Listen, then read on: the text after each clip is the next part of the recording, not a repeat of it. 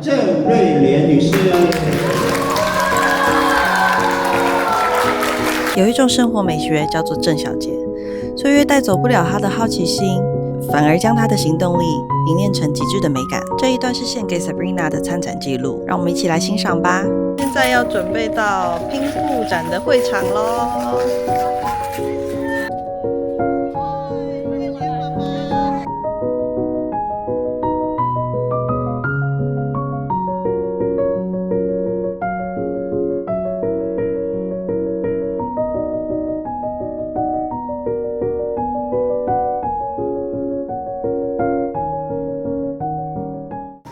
郑女士，请问你今天在这里有展出吗？有啊，可以带佳佳介绍一下你的作品吗？真的啊，好。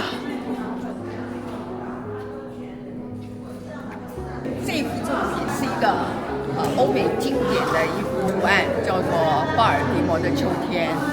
它呢是只要做拼布人都知道它是非常困难制作，它每一个叶子都是180度的转，非常困难。第一幅开始做起，对，第一幅我花了3个月的时间。我后来吓到，我想说还有这么多，我就不敢做，我就去跟店里面讲说我不想做了，我不能做了，太难了。结果店里面的人跟我说：“你这个是手缝的啊。”我说：“对啊。”他说：“我们这个原图是机缝的。”你这个手缝的。他说：“哇，太棒了！你要持续的做下去。”他鼓励了你。Yes。然后我女儿也劝我一句，她说：“你所需要的是耐心，极端的耐心。”所以我大概总共花了3年9个月，哇，把它完成。太厉害了！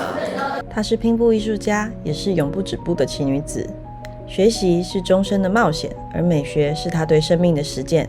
跟随巴尔的摩的秋天，见证 Sabrina 的创意与执着。郑小姐，请问你还有别的作品吗？有，我第2幅作品叫《苏姑娘的假期》。这个苏姑娘呢是200年前在欧洲有个很有名的玩具书里面的一个人物叫 Sunbonnet。那她的主要的一个特征呢是这个小姑娘永远不露脸，而且是宽边帽、蓬蓬裙。对，所以呢，我想说要增加她的趣味性呢，就给她们穿不同的衣服，戴不同的帽子，让她这个非常的生动活泼。然后每一个小娃娃呢，都穿不同的衣服，不同的蕾丝边，不同的帽子，让她这幅图案显得更加的活泼。这个是根据一个书上的一个很有名的人物所设计出来的。那这些布料呢，就从世界各地去搜寻，日本、台湾、澳洲、纽西兰、美国、杜拜，才能收集到这么颜色丰富的布料，才把它完成。了解。所以是苏姑娘的裁缝师，你帮她从世界各地收集了各种好看的衣服回来做，真的好可爱哦。例如苏姑娘的低调优雅，郑小姐总是以最讲究的姿态探索日常，将每一颗精彩都缝进生命的节奏里。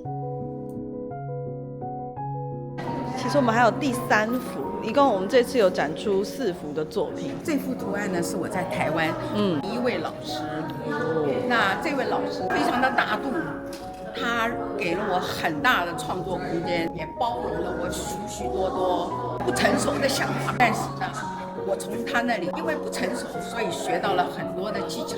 我非常佩服这位刘老师。所以我很感谢他给了我一个全新的制作中国风作品的一个观念。而且你这个布是上下慢慢渲染到中间，实在是好漂亮，非常的典雅。下面还有像一个小窗花一样，然后有一些小草，而且这里的每一针都是手缝上去的，是针线缝的耶，像刺绣一样。这个字也是张小姐她自己写的，自己用刺绣的方式把它刺上去的。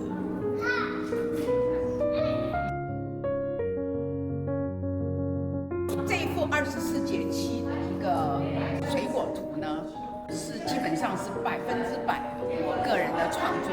它从制图、想法，加进酝酿了1年的时间。认为说哦差不多很成熟了，我才把它付诸于布料。但是我想说，已经做过2幅欧美形式的拼布，我就想来做一幅中国式的，所以我就采用了中国的窗花来做每一个款式，有圆形的、方形的、六角形的、八角形的，然后把它做一个白底的那个图案。每一个24节气呢，我就分别给他们在当时的当季的水果来代表。但是我如果光是水果的话，人家并不知道我这是什么时候的水果，所以我在每一个水果旁边呢，我再绣上了立春啊、立夏啊这种表达，它就是在这个立春的时候，就是会有草莓啦；立夏的时候会有樱桃啦，这样子表达他们当季水果的一个丰收的情形。那这幅画呢，我准备是放在我女儿的餐厅的墙壁上。我们中国人讲说，餐厅都是要放比较食物啦或丰收的这个东西，也是一个吉祥的祝福。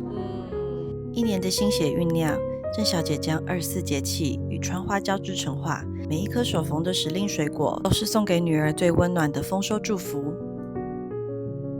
每一幅作品都是生命美学的凝练，这份精彩仍将延续。郑小姐正积极筹划个人拼布展，邀请您在不久的将来再次进入她那份充满惊喜温度的拼布世界。